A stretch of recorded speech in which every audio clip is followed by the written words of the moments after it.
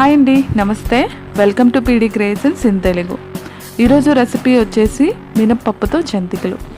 చాలా క్రిస్పీగా, చాలా టేస్టీగా, అలానే చాలా ఈజీగా ఎలా తయారు చేసుకోవాలో చూద్దాం. ముందుగా 1/2 kg వరకు మినపప్పును కానీ మినపగుళ్ళను కానీ తీసుకొని 8 hours ముందు నానబెట్టుకోవాలి. ఇలా నానబెట్టుకున్న తర్వాత శుభ్రంగా పై పొట్టు పోయేంత వరకు కడుక్కోవాలి. ఇలా కడిగిన తర్వాత కొద్దిగా వాటర్ని యాడ్ చేసుకుంటూ ఇలా గ్రైండ్ చేసుకొని పక్కన పెట్టుకోండి.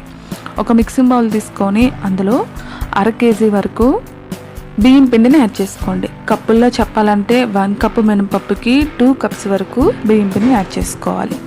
అలానే ఇందులోనే 1/2 cup వరకు శనగపిండిని యాడ్ చేసుకోండి. శనగపిండిని యాడ్ చేయడం వల్ల జంతికలు అనేవి టేస్ట్ బాగుంటుందండి. అలానే ఇందులో కొద్దిగా వాము, 1 teaspoon వరకు పెప్పర్ పౌడర్ని యాడ్ చేసుకోండి. అలానే ఇందులో 1 teaspoon కారం, కొద్దిగా బేకింగ్ సోడా యాడ్ చేయడం వల్ల జంతికలు అనేవి గుల్లగా వస్తాయండి. మీకు ఇష్టం లేకపోతే స్కిప్ చేసేయచ్చు. అలానే టేస్ట్కి సరిపడా సాల్ట్ని యాడ్ చేసుకొని మొత్తం ఒకసారి కలుపుకోవాలి. ఇలా కలుపుకున్న తర్వాత ముందుగా మనం గ్రైండ్ చేసి పక్కన పెట్టుకున్న మినపప్పును కూడా యాడ్ చేసుకొని అంతా కలిసేలా కలుపుకోవాలి. ఇలా కలుపుకున్న తర్వాత కొద్దిగా వాటర్ని యాడ్ చేసుకుంటూ ముద్దలా కలుపుకోవాలి. ఇలా కలుపుకున్న తర్వాత వీటిని పక్కన పెట్టేసేయండి. జంతికలు గొట్టం తీసుకొని మీ దగ్గర 3 holes ఉన్న ప్లేట్ కానీ 5 holes ఉన్న ప్లేట్ కానీ తీసుకొని అందులో ముందుగా కలిపి పక్కన పెట్టుకున్న పిండి మిశ్రమాన్ని యాడ్ చేసుకోవాలి. ఇలా వేసుకున్న తర్వాత బటర్ పేపర్ పైన జంతికలు ఒక్కొక్కటిగా ఒత్తుకోవాలి. ఇలా ఒత్తుకోవడం వల్ల జంతికల్ని ఆయిల్లో యాడ్ చేయడానికి ఈజీగా ఉంటుందండి.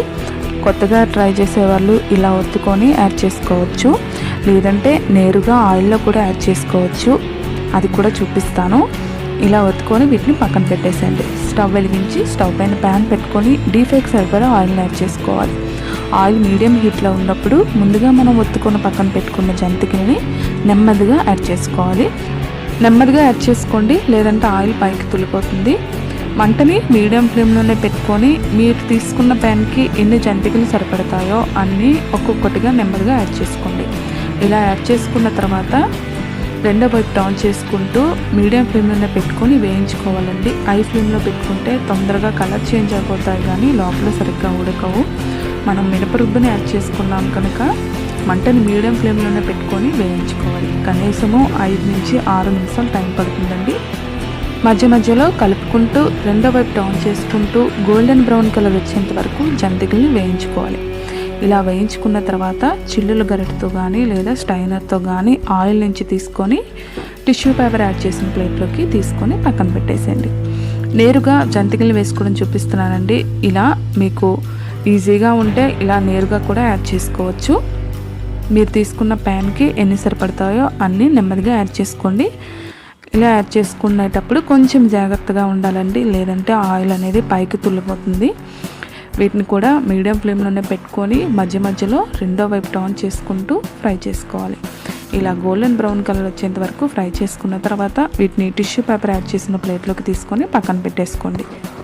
మిగతా జంతికల పిండిని కూడా ఇలా నెమ్మదిగా ఆయిల్లో యాడ్ చేసుకొని మంటని మీడియం ఫ్లేమ్లోనే పెట్టుకొని రెండో వైపు టర్న్ చేసుకుంటూ వేయించుకొని టిష్యూ పేపర్ యాడ్ చేసిన ప్లేట్లోకి తీసుకుంటే ఎంతో టేస్ట్ అయిన మినపప్పు జంతికలు రెడీ అయిపోయింది.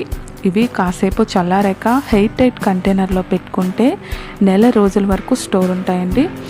1 రోజుల వరకు క్రిస్పీగానే ఉంటాయి. అలానే టేస్ట్ కూడా మారదు, చాలా బాగుంటాయి. అలానే హెల్తీ కూడా. మీరు కూడా ఒకసారి ట్రై చేయండి. మీకు ఎలా వచ్చిందో మీ ఫీడ్బ్యాక్ని నా కామెంట్ రూపంలో తెలియజేయండి. అలానే ఈ వీడియో మీకు నచ్చినట్టయితే మీ ఫ్రెండ్స్కి, మీ రిలేటివ్స్కి షేర్ చేయండి, లైక్ చేయండి.